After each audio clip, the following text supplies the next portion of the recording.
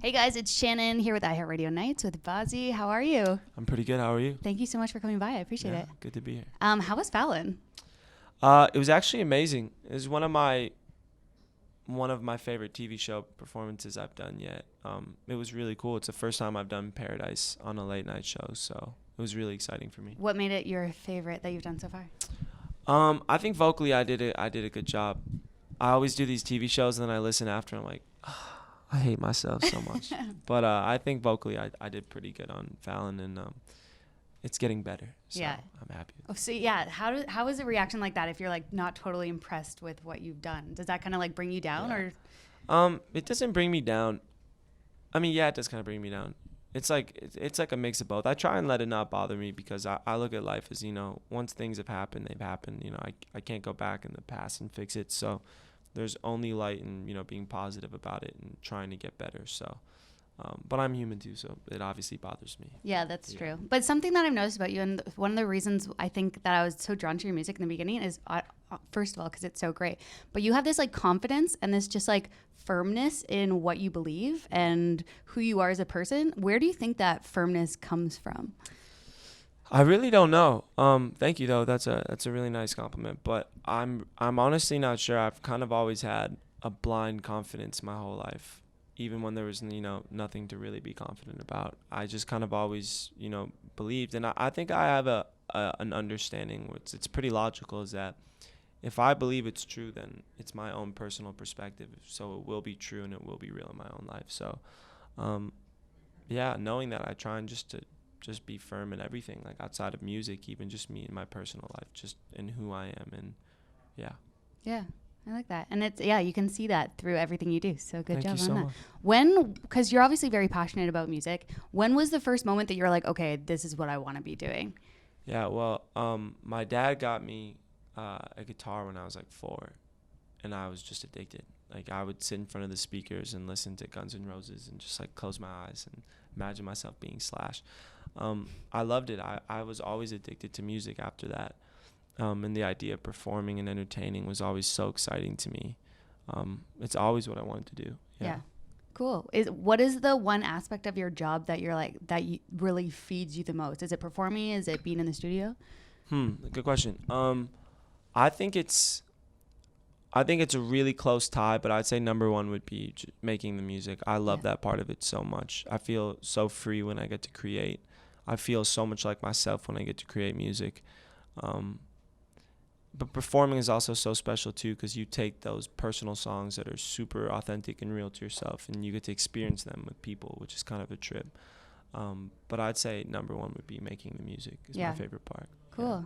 Yeah. Is it hard to not focus on charts once you release the music? No, I don't really pay attention to it. No? It's because I just know it's kind of like a bottomless pit, I believe I make good music because I make it for myself. I make it because I make the music that I want to hear, and that makes me happy. So I want to just stay in that mindset because I think it helps me make great music by not focusing on, what other people think of it. But, if I'm happy with it, I think it's good. Yeah, and that's kind of going back to what you were saying about like how if you make it for you, then it's real and it's true, right? 100%. Yeah, that's cool. Yeah. Oh, what do you like so much about space? Yeah, I think I've been really drawn to space, because I just like the idea of something more.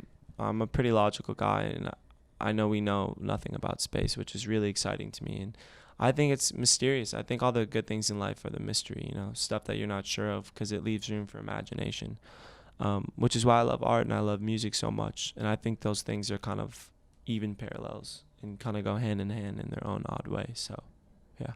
Yeah, and you got to go to NASA at one point too, didn't you? Yeah. That's so cool. So cool. Well, I would die. Awesome. Yeah. That's sweet. Yeah, I think the thing about space, it's like it kind of puts things into perspective because it's so big too, right? Yeah. Because it's just like this massive 100%. thing. Yeah, it's scary though. I don't like thinking about it. Do you have any advice, or was there any? Did you ever get a piece of advice from like an artist or somebody in the industry that really stuck with you that like helped you grow in the industry? Or like an interaction with someone? It's interesting. Like,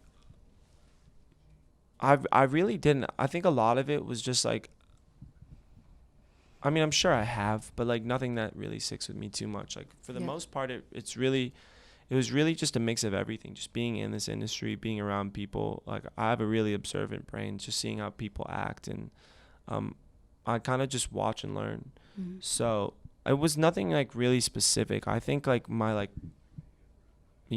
my mental kind of just happened over time, just by like learning and being open and growing every day.